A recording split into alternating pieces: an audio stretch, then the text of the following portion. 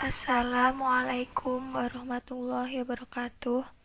Kami dari kelompok 1 akan mempresentasikan tentang liabilitas lancar dan obligasi. Yang akan mempresentasikan kelompok 1 yang beranggotakan Novitasari, Zidni Kamalia Noviana, dan Ines Vivit Putri Karisma. Liabilitas lancar. Utang merupakan kewajiban untuk membayar yang dicatat sebagai liabilitas oleh debitur. Liabilitas jangka panjang adalah utang dengan periode jatuh tempo lebih dari 1 tahun. Liabilitas lancar merupakan kewajiban akan dibayarkan dari aset lancar dan jatuh temponya dalam waktu singkat atau biasanya dalam 1 tahun atau 1 siklus akuntansi. Jenis liabilitas lancar. Jenis liabilitas lancar yaitu utang usaha atau account payable, bagian utang jangka panjang yang jatuh tempo dalam jangka pendek, dan wesel bayar atau notes payable. Utang usaha A. Yang berasal dari pembelian barang atau jasa untuk digunakan dalam kegiatan operasi perusahaan. B. Untuk membeli persediaan barang untuk dijual kembali. Dan C. Bagi kebanyakan perusahaan merupakan liabilitas lancar terbesar. Bagian utang jangka panjang yang segera jatuh tempo. Liabilitas jangka panjang seringkali dibayar secara periodik atau bisa disebut dengan angsuran atau cicilan. Angsuran liabilitas jangka panjang yang akan jatuh tempo dalam waktu 1 tahun mendatang setelah tanggal neraca. Total jumlah angsurannya yang jatuh tempo setelahnya diklasifikasikan sebagai liabilitas jangka panjang. Wesel bayar jangka pendek. Wesel bayar jangka pendek ini diterbitkan untuk membeli barang, dagangan, atau aset lainnya, dan dapat diterbitkan untuk kreditur, lunasi utang usaha si penerbit wesel untuk sementara waktu. Gaji dan pajak penghasilan. Gaji atau payroll merupakan hal yang cukup signifikan bagi suatu perusahaan. Gaji dan pajak penghasilan terkait memiliki pengaruh signifikan terhadap laba bersih perusahaan. Pembayaran gaji bergantung pada berbagai peraturan pemerintah atau PP pusat dan lokal. Karyawan sangat sensitif terhadap kesalahan dan ketidakteraturan dalam hal pembayaran gaji. Liabilitas untuk penghasilan karyawan. Yang pertama, gaji dan upah merupakan beban bagi pemberi kerja. Yang kedua, gaji atau salary mengacu pada pembayaran untuk tenaga kerja bagian manajerial administrasi atau jasa kantor sejenis. Yang ketiga, upah atau wage mengacu kepada pembayaran untuk tenaga kerja buruh pabrik bagi yang memiliki keahlian ataupun tidak yang berbasis per jam ataupun per minggu. Yang keempat, tunjangan lembur atau overtime. Yang kelima, lembur dibayarkan minimum 2 kali dari tingkat normal untuk setiap jam kerja di atas 40 jam per minggu, kecuali untuk jam lembur pertama di mana tingkat minimumnya adalah 1,5 kali dari tingkat pembayaran normal. Dan yang terakhir, pengecualian diberikan untuk para eksekutif, bagian administrasi, dan posisi pengawas tertentu.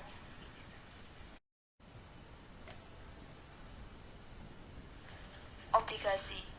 Obligasi adalah surat berharga yang dijual kepada publik, di mana di sana dicantumkan berbagai ketentuan yang menjelaskan berbagai hal seperti nilai nominal, tingkat suku bunga, jangka waktu, nama penerbit, dan beberapa ketentuan lain yang sesuai dengan undang-undang. Syarat umum obligasi. Yang pertama, mengikuti prosedur yang telah ditetapkan oleh OJK. Yang kedua, perusahaan yang bersangkutan telah dinyatakan memiliki nama dan reputasi yang baik. Yang ketiga, laporan keuangan perusahaan yang bersangkutan telah diaudit oleh akuntan yang terdaftar. Dan yang terakhir, selama 3 tahun terakhir berturut-turut, perusahaan selalu mendapat keuntungan dan tidak mengalami kerugian. Pihak-pihak yang berhak menerbitkan yaitu yang pertama perusahaan, yang kedua pemerintah, yang ketiga pemerintah daerah, yang keempat pemerintah negara lain, dan yang kelima perusahaan asing. Sedangkan alasan menerbitkan obligasi, yang pertama, penetapan bunga obligasi biasanya tidak terlalu tinggi. Yang kedua, biaya dalam penerbitan obligasi atau mencetak obligasi lebih murah dibandingkan menerbitkan saham. Dan yang ketiga, pada saat obligasi dilakukan dan dijual ke publik, maka jika terjadi kendala dalam pembayaran obligasi, suatu perusahaan bisa menyelesaikan dengan mengalihkan pemegang obligasi menjadi pemegang saham yang biasa dikenal dengan obligasi konversi.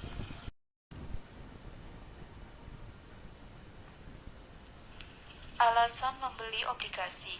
Yang pertama, memiliki obligasi jauh dari resiko karena tingkat suku bunga tetap atau tidak berubah. Yang kedua, obligasi diterbitkan oleh institusi yang memiliki badan hukum yang jelas dan dapat dipertanggungjawabkan serta memiliki mekanisme penyelesaian pada saat terjadi suatu masalah. Yang ketiga, investor dapat mempertahankan obligasi yang dimiliki hingga jatuh tempo dan selanjutnya memperoleh pendapatan untuk diinvestasikan kembali. Dan yang keempat, dapat dijadikan sebagai jaminan pembayaran hutang apabila pemegang obligasi terdesak oleh kewajiban membayar hutang. Kemudian, jenis obligasi segi penerbitan. Yang pertama, Treasury Bond, diterbitkan oleh pemerintah seperti oleh Kementerian Keuangan atau Bank Indonesia. Resiko kecil karena ditanggung oleh negara. Kemudian yang kedua, Corporate Bond, diterbitkan oleh perusahaan.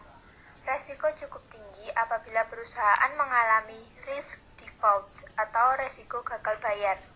Kemudian yang ketiga, Municipal Bond, diterbitkan oleh pemerintah daerah. Resiko lebih rendah dibanding obligasi perusahaan. Kemudian yang keempat, Foreign Bond, diterbitkan oleh negara lain. Resiko dalam foreign currency atau mata uang asing dan resiko gagal bayar. Kemudian jenis obligasi ada 8. Yang pertama, mortgage bond, yaitu merupakan obligasi yang diterbitkan dengan jaminan aset real. Kemudian yang kedua, unsecured atau debentures bond, diterbitkan tanpa jaminan aset real tertentu.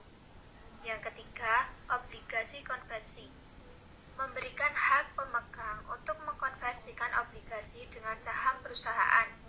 Yang keempat, obligasi dengan waran, pemegang obligasi punya hak untuk membeli saham dengan harga yang ditentukan.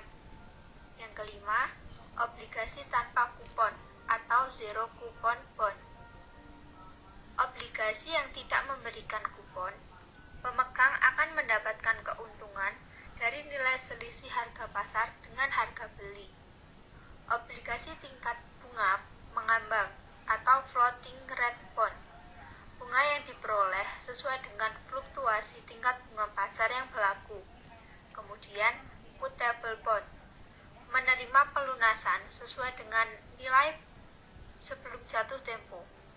Dan yang terakhir, junk bond, memberikan tingkat keuntungan atau kupon yang tinggi, namun resiko juga sangat tinggi. Kemudian yield obligasi. Ada dua istilah yang terkait dengan karakteristik pendapatan suatu obligasi, yaitu yang pertama yield obligasi atau bond yield dan bunga obligasi atau bond interest rate. Yield obligasi merupakan ukuran pendapatan obligasi yang akan diterima investor yang cenderung bersifat tidak tetap. Yield obligasi tidak bersifat tetap sebagaimana layaknya bunga atau kupon obligasi, karena yield obligasi akan sangat terkait dengan tingkat return yang disyaratkan investor. Kemudian nominal yield obligasi atau lebih dikenal dengan sebutan tingkat kupon atau coupon rate adalah penghasilan bunga kupon tahunan yang dibayarkan pada pemegang obligasi. Nominal yield adalah penghasilan bunga tahunan nilai nominal. Yield to maturity atau YTM diartikan sebagai tingkat return majemuk yang akan diterima investor jika membeli obligasi pada harga pasar saat ini dan menahan obligasi tersebut hingga jatuh tempo.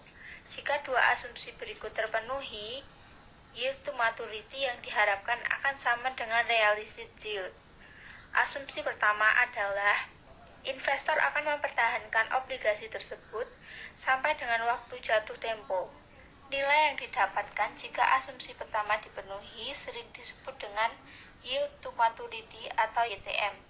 Asumsi kedua adalah investor menginvestasikan kembali pendapatan yang diperoleh dari obligasi tingkat YTM yang dihasilkan. Sekian presentasi dari kelompok kami mengenai liabilitas lancar dan obligasi. Jika ada salah kata maupun kekurangan dalam materi ini, mohon maaf. Saya akhiri. Wassalamualaikum warahmatullahi wabarakatuh.